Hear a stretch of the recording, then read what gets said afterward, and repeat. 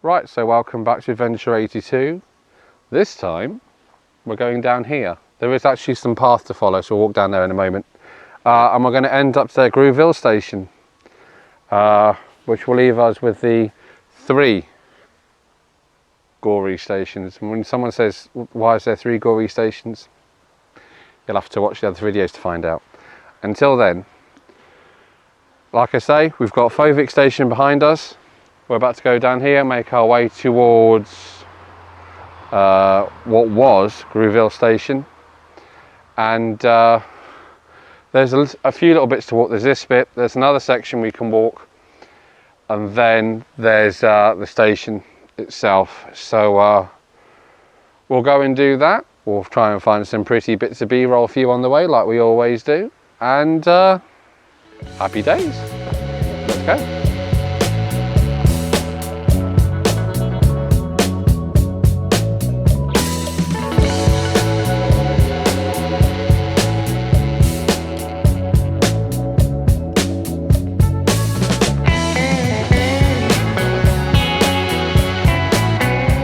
Right, so this is the first bit of the JER we've walked on.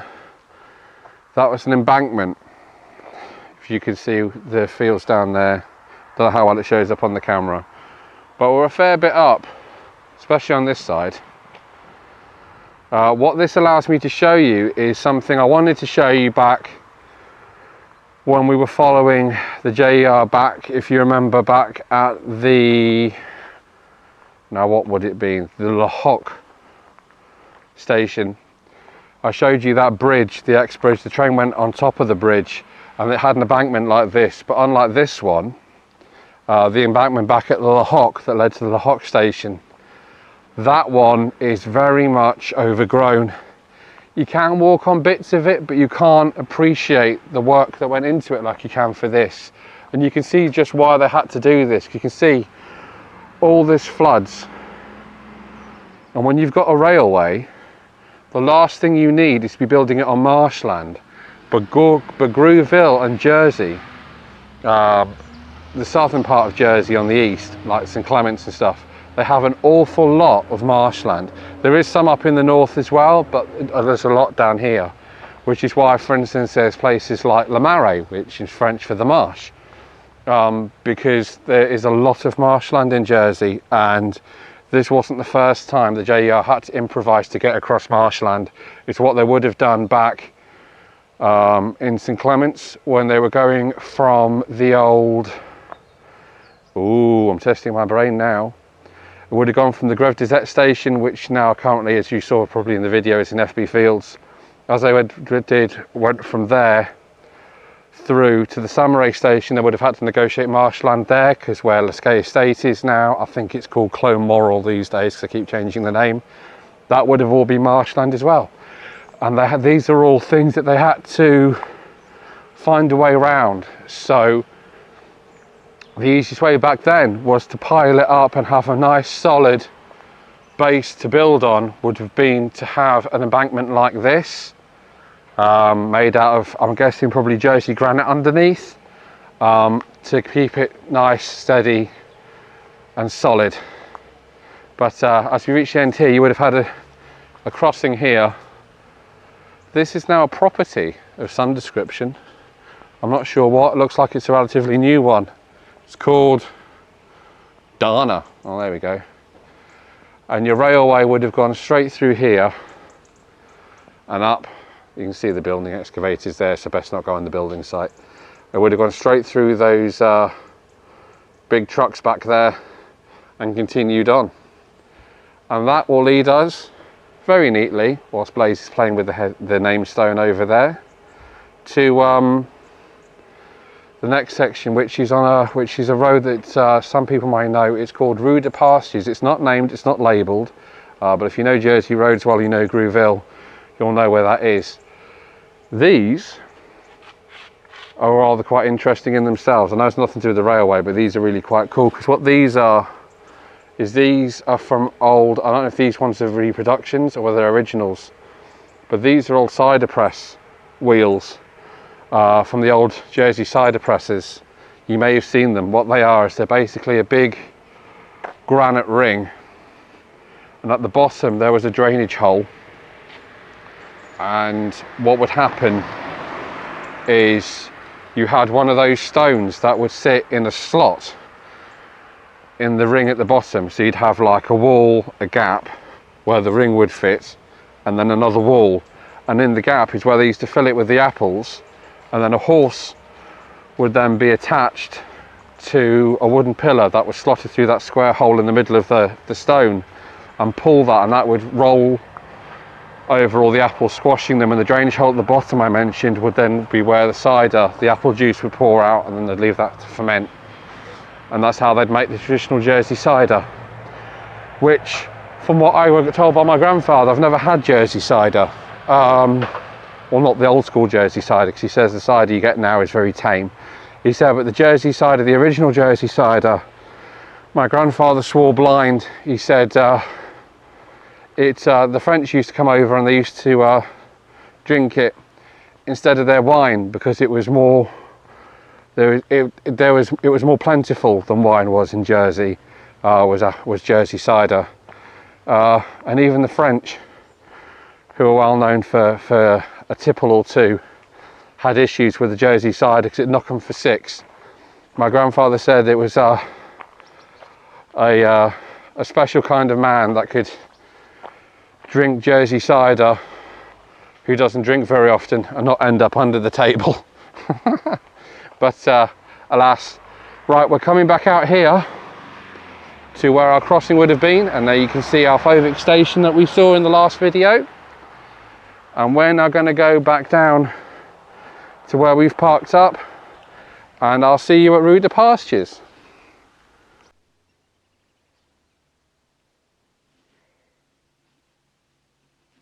Right, so we're currently on Rue de Pastures. So the railway would have come, as we're following it, from down there, which it would have crossed a road called the Centre de Fonds, would have gone past Clos de Fonds, which is on the other side of a wall just up there, would have come down through here and followed all the way down here. As you can see, they have built houses along it, but they've not really done an awful lot with this section of the railway. I don't suppose it's really an awful lot you can do with it, to be fair. And then what we do is, if as we walk along down here, I should also mention past a couple of videos, if there's been any shaky sections when I'm walking along like this with me behind the camera, I don't I don't have a GoPro I can use at the minute, which steadies everything out for you, which is what you'd be used to, I'm guessing, by now, because my original GoPro broke. GoPro have replaced it, but the little mod I bought that allows me to film without getting the wind noise and stuff, which is called a media mod, from my GoPro 8, which is the one I had, doesn't fit the one they sent me, because I replaced it with a GoPro 9, and that doesn't fit. What? Blaze has found a random key on the floor. Where did you find that? Over there. Anybody need an old rusty key? How odd. So this is probably one of my favourite parts of the railway. One, because you can actually access parts of it. Two, because this railway, I feel, would have probably been a lot more scenic, a lot more of an enticing journey. It's the kind of railway that now would probably be a heritage railway, and you'd go on it just because the route would be such a wonderful thing to be part of. But right, so anyway, your railway came along here, pardon me, and it went through and it went to the station. Now obviously there's a wall here now and there's houses there. That wouldn't have been the case back then, and the station's just down here. So the station building is still accessible, but not in the same way. So whereas the train would have come out there, just this entrance here, which is where Rue de Pastures is, and then gone through that wall into the station, that side of the station, the platform station side of the station, is now their front garden. I will show you that after. So I'll show you the side the train came in, but this is quite an unusual one because the way it's laid out, you can actually see both sides of the station. So this allows us to see the back of the station. And this rather glorious looking white and green building here, this is the station. Now it's obviously had extensions done, so obviously when it was a station it wouldn't have had a garage. So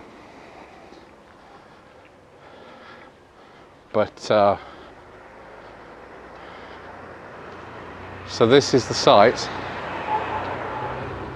of the former Grouville station. I'll show you the front as well, but it's very nice and wonderful that it's still here. In its original form as well, it's not being changed at all.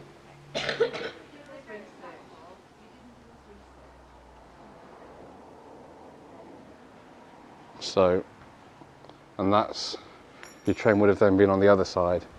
You've gone straight through here, gone straight down across through there, and into what would have been the Gorey Common station, or Gorey Village station as it was known. But this is what would have been, back in the day, the Grouville station.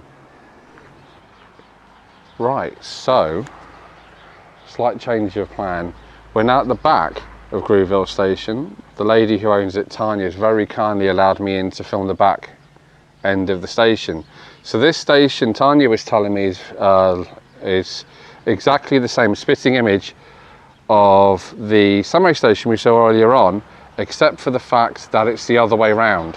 So if you look at this here, you've got the tall section of the building here where the upstairs would have been, she was telling me, the station master's bedroom, and the rest would have been one massive waiting room and booking hall at the bottom here. And then you can just see here, if I come here, you can see the edge here, that top step there, that's the top of the platform. What Tanya was telling me though, is that the actual building itself, like I say, is due to Samarays, the other way around. So in Samarays, this, if you lift the building up, flip it around that way, the tall section where the bedroom is would be on this side, on the Samaray station, which it is, I remember. And this one's the other side. She was also saying that this one, on the other side, there's a garage and there's an opening that you can open up, and it has a well, which is also an original feature, because the station master used to get his fresh water from it. The water for the trains was at the next station. This has been topped up, so it's a very beautiful garden. Tanya's obviously very busy keeping this in such good condition. But it's had some famous owners, this one. Tanya's forgotten any of the names, unfortunately. But this here has been topped up, so what you can see isn't very high of the platform. The platform would be another probably twice as deep, if not more. But this whole area would have been the front section. So where we are now is the track bed. And then the train would have actually gone through here, through Tanya's very pretty bushes, and off across the golf course. It was very kind of Tanya to let us come around here and look at all this. She was saying that there was a famous lady golfer, the name escapes her, but some young men came and visited the house. At one point they were telling her how when this famous golfer lived here, she used to get them to cart out a grand piano, put it out on this section here on the lawn when she had parties, and they'd play the grand piano out here in the garden, which must have been stunning. But yeah, this is all original, so this would have all been part of the station. This here would have had a small amount, I believe, of siding, but I'm not sure. But you definitely would have had the single track there at least that went off that way. Tanya's gone back over here because there's a lady here for cuttings. But very kindly, Tanya's let us through here. You can also see she's tried to keep as much of the original features as possible. So you've got like the corner bracket there. And if I take you through this way, and I'll show you the side of the building.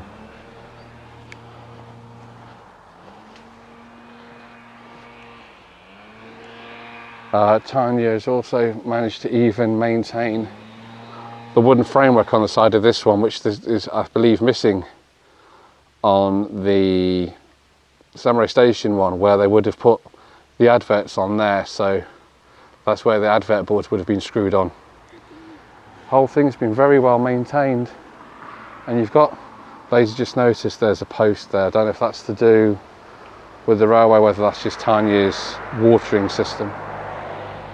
But it's a massive area, very lovely house, and Tanya was also saying that one of the major problems with having this building, and she loves it dearly, and her husband and her have been here for apparently 33 years, but she says the problem she has is that the states make it so hard to maintain one of these properties. She was saying that, like, for instance, with these listed properties, because the person in charge changes every time the states change, how easy or not it is to maintain them changes wildly. And the person in charge at the moment, for instance, makes life very difficult. So at the moment, for instance, if a window, for instance, on Tanya was to break, she'd have to spend like £200 on replacing it. But before she does that, she has to spend £200 on getting planning permission to allow her to replace the window. So a lot of people now aren't taking these listed buildings, like would have been down, for instance, a good example at the Fovic station, which is now being demolished. Not Fovic, the Rock station, which is now being demolished. And they're demolishing them because keeping them is not viable, because the states make it too hard. I mean, when you look at this building, and the shot I had on the other side before was much better, why would you make it purposefully difficult for someone to keep a building like this with so much historical significance to the island? Why would you do that? Right, so that's me. This is a very stunning place from Tanya's rather beautiful garden. I will leave you with this one, and I'll see you in the next video, where we'll be continuing from here down to the would have been Grouville village station. Thank you very much for watching. If you do want to like and subscribe, please do. The subscribers especially mean the world to me. If you want to support, you can do. There's Buy Me a Coffee, and there's a merchandise kind of store if you feel, and so all that kind of stuff.